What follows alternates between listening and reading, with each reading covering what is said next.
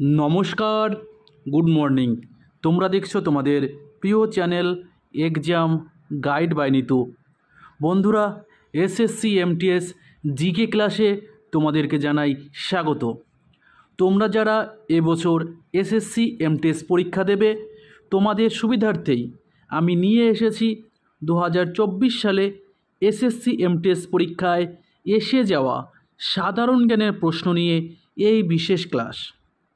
আজকে আমি করাচ্ছি 25তম ক্লাস, যেটি 17ই অক্টোবর 2024 সালে দ্বিতীয় শিফটে পরীক্ষায় এসেছিল। তো বন্ধুরা, তোমরা যারা এখনও পর্যন্ত চ্যানেলটি সাবস্ক্রাইব করোনি, তো অবশ্যই চ্যানেলটি সাবস্ক্রাইব করে নেবে। তো আমাকে অনেকেই প্রশ্ন করেছে, দাদা বিগত বছরের থেকে কি পরীক্ষায় আসে? আমি তাদের বলছি, প্রশ্ন বিগত বলে কিচ্ছু হয় না, প্রশ্নই হয়। তো যেটা গত বছরের যেটা সাম্প্রতিক ঘটনা, সেটা বাদ দিয়ে বাকি প্রশ্নগুলো কিন্তু আসতে পারে, ঠিক আছে? তো আর সাম্প্রতিক ঘটনা কিন্তু আমি আপডেট করে দিয়েছি, প্রত্যেকটা প্রশ্নের সাম্প্রতিক ঘটনা কিন্তু আমি আপডেট করে দিয়েছি। তো অবশ্যই ভালো করে দেখে যাও। আশা করি এখান থেকে 40 থেকে 50% তোমরা কমন পেয়ে যাবে। তো চলো শুরু করছি আজকের প্রশ্নপত্র।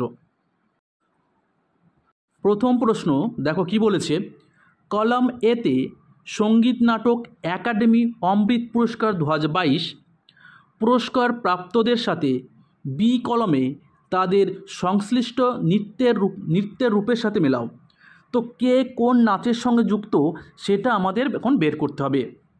তো দেখো, পদ্মা শর্মা তিনি একজন কত্থক নৃত্যশিল্পী। শিবাপ্রসাদ দাস তিনি একজন ছৌ নৃত্যশিল্পী। থাঙ্কামণি কুট্টি তিনি ভারতনাট্যম নৃত্যশিল্পী। আর স্মিতা রাজেশভাই শাস্ত্রী তিনি কুচিপুড়ি নৃত্যের সঙ্গে যুক্ত। তো দেখো, অপশন বি হচ্ছে আমাদের সঠিক উত্তর। তো আমরা কি পেলাম? পদ্মা শর্মা কত্থক, শিবাপ্রসাদ দাস ছৌ, থাঙ্কামণি কুট্টি ভারতনাট্যম, স্মিতা রাজেশভাই শাস্ত্রী কুচিপুড়ি। খুবই গুরুত্বপূর্ণ একটি প্রশ্ন, ঠিক আছে? কে কোন নাচের সঙ্গে যুক্ত। চলো নেক্সট। পরবর্তী প্রশ্ন, বায়োলতা নিম্নলিখিত ভারতের কোন রাজ্যের একটি বিখ্যাত লোকনৃত্য? তো বায়োলতা এটি কর্ণাটকের একটি লোকনৃত্য। তো সঠিক উত্তর হবে কর্ণাটক। পরবর্তী প্রশ্ন, ভারতীয় জাতীয় কংগ্রেসের প্রথম অধিবেশন কোন সালে অনুষ্ঠিত হয়েছিল? তো ভারতের জাতীয় কংগ্রেস প্রথম অধিবেশন বসেছিল 1885 সালে। কোথায় বসেছিল? বোম্বেতে। 1885 সালে জাতীয় কংগ্রেসের প্রথম অধিবেশন বসেছিল। আর এই অধিবেশনের সভাপতিত্ব করেন উমেশ চন্দ্র ব্যানার্জি। ভারতের জাতীয় কংগ্রেস যখন প্রতিষ্ঠিত হয়, তখন ভারতের গভর্নর জেনারেল ছিলেন ডাফরিন। লর্ড ডাফরিন ছিলেন ভারতের গভর্নর জেনারেল। আর অ্যালান অ্যাক্টোবিয়াম হিউম, যাকে জাতীয় কংগ্রেসের প্রতিষ্ঠাতা হিসাবে জানা যায়। চলো নেক্সট। কোন তাপমাত্রায় সেলসিয়াস এবং ফারেনহাইট স্কেলের মান একই হয়? খুবই গুরুত্বপূর্ণ একটি প্রশ্ন, প্রায় পরীক্ষা আসে।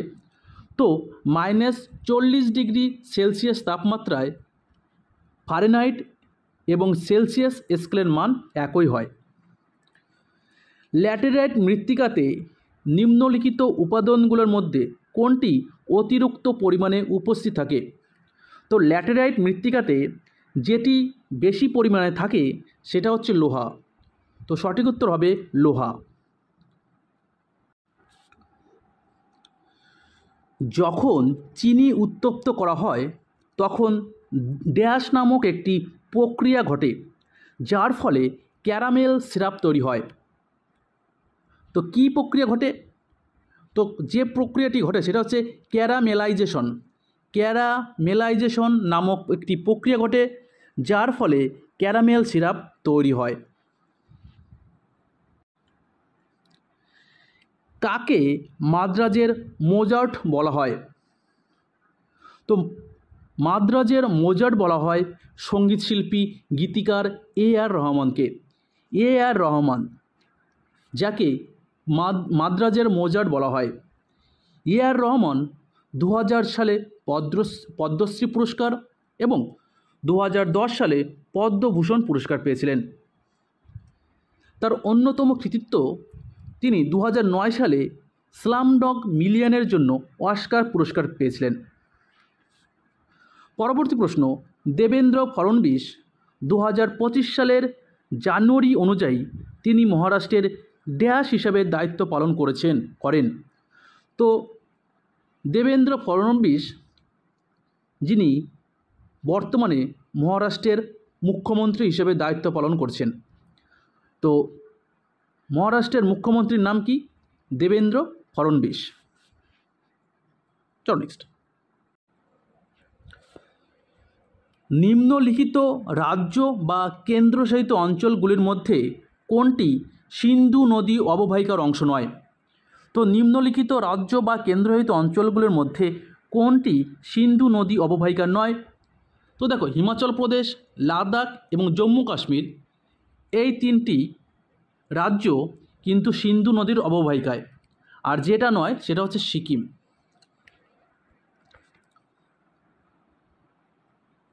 ড্যাশ গণপরিষদের মৌলিক অধিকারের উপকমিটির নেতৃত্বে ছিলেন।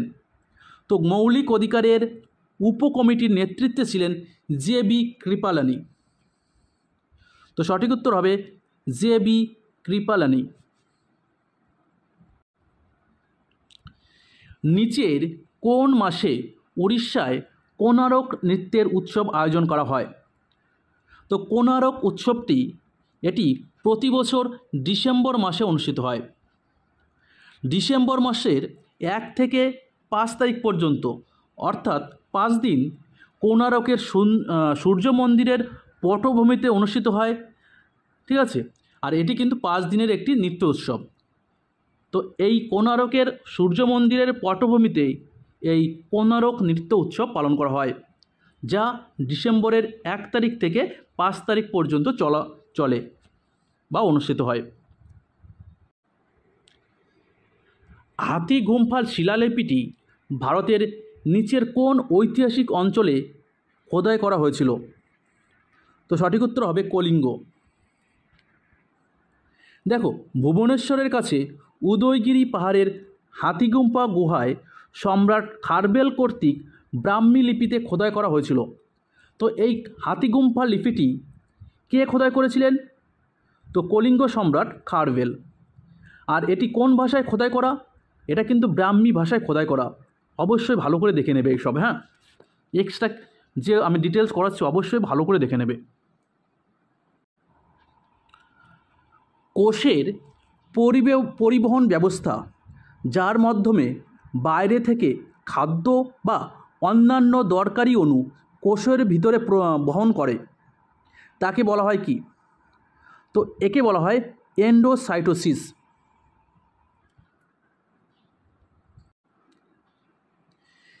বিদেশি দেশ থেকে সাহায্যের জন্য নগদ অনুদান কোথায় শ্রেণীবদ্ধ করা হয়? তো এটি শ্রেণীবদ্ধ করা হয় নন ট্যাক্স রেভিনিউ বা অকর আয়। ঠিক আছে, তো নন ট্যাক্স রেভিনিউতে কিন্তু শ্রেণীবদ্ধ করা হয়। শচীন টেন্ডুলকার কোন দেশের বিরুদ্ধে তার 100তম আন্তর্জাতিক সেঞ্চুরি করেছিলেন? তো শচীন টেন্ডুলকার বাংলাদেশের সঙ্গে তার 100তম আন্তর্জাতিক সেঞ্চুরি করেছিলেন। ঠিক আছে, চলো নেক্সট। নিচের কোন প্যারা অ্যাথলিট জ্যাভলিন নিক্ষেপ প্রতিযোগিতার সাথে যুক্ত? তো কোন খেলোয়াড় তিনি জ্যাভলিন খেলে? কিসে? প্যারা অ্যাথলিটে। তো সঠিক উত্তর হবে দেবেন্দ্র ঝাঝারিয়া। দেবেন্দ্র ঝাঝারিয়া তিনি একজন প্যারা জ্যাভলিন নিক্ষেপ খেলোয়াড়। দেখো, দেবেন্দ্র ঝাঝারিয়া মেজর ধ্যানচাঁদ খেলরত্ন পুরস্কার পেয়েছিলেন 2017 সালে, পদ্মশ্রী 2012, অর্জুন পুরস্কার 2004 আর পদ্মভূষণ পেয়েছিলেন 2022 সালে।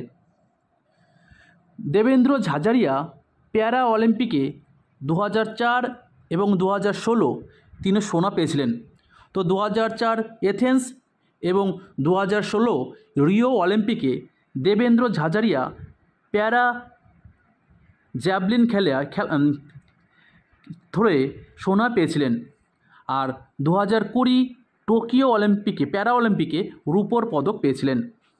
চলো নেক্সট। পরবর্তী প্রশ্ন, নেই চেতনা পাহাল বদলাব কি প্রচার অভিযান কবে চালু হয়েছিল? নেই চেতনা পাহাল বদলাব কি প্রচার অভিযান চালু হয়েছিল November 2022। Printing mistake.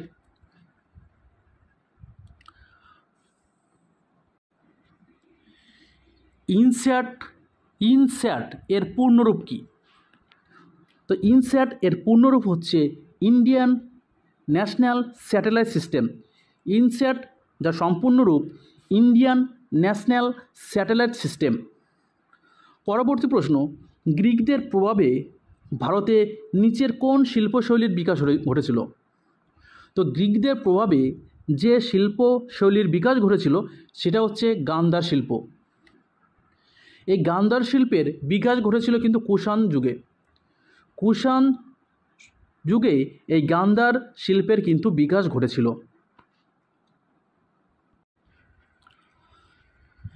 National urban livelihood mission নিম্নলিখিত কোন পঞ্চবার্ষিকী পরিকল্পনা চালু হয়েছিল?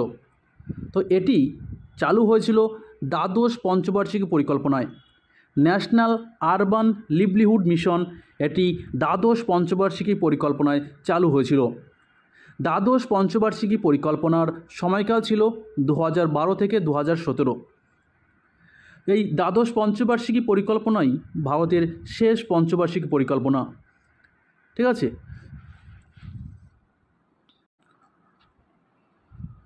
ভারতের জনগণনা 2011 অনুসারে কোন কেন্দ্রশাসিত অঞ্চলে শহরের জনসংখ্যা দ্বিতীয় সর্বোচ্চ শতাংশ রয়েছে? তো সঠিক উত্তর হবে চণ্ডীগড়। চণ্ডীগড়ে শতাংশ অনুযায়ী দ্বিতীয় সর্বোচ্চ জনসংখ্যা যা শহরে বাস করে। কি অনুসারে? কেন্দ্রশাসিত অঞ্চল জুড়ে। ঠিক আছে। আর কেন্দ্রশাসিত অঞ্চলে সবচেয়ে বেশি শহরে মানুষ বাস করে সেটা হচ্ছে নতুন দিল্লি। কেন্দ্রশাসিত অঞ্চল দিল্লিতে সবচেয়ে বেশি সংখ্যক মানুষ বাস করে, আর তারপরে রয়েছে কিন্তু চণ্ডীগড়। আনব্রেকেবল এটি কার আত্মজীবনী যা প্রকাশিত হয়েছিল 2013 সালে? তো আনব্রেকেবল এটি বক্সিং খেলোয়াড় মেরি কমের আত্মজীবনী। মেরি কম তিনি একজন বক্সিং খেলোয়াড়। মেরি কম 2012 লন্ডন অলিম্পিকে ব্রোঞ্জ পদক পেয়েছিলেন। মেরি কমের অন্যান্য পুরস্কারগুলো হচ্ছে পদ্মবিভূষণ 2020, পদ্মভূষণ 2017, মেজর ধ্যানচাঁদ খেলরত্ন পুরস্কার 2009, পদ্মশ্রী 2006, অর্জুন 2003। এই সমস্ত পুরস্কার কিন্তু মেরি কম পেয়েছেন।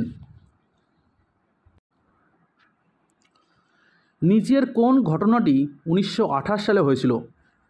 দেখো, কাকোরি ঘটনা হয়েছিল 1925 সালে। খেদা সত্যাগ্রহ হয়েছিল 1918 সালে। ডান্ডি মার্চ হয়েছিল 1930 সালে। তো 1928 সালে যেটা হয়েছিল সেটা হচ্ছে বারদৌলি সত্যাগ্রহ। এই বারদৌলি সত্যাগ্রহ এর নেতৃত্ব ছিলেন বল্লভভাই প্যাটেল।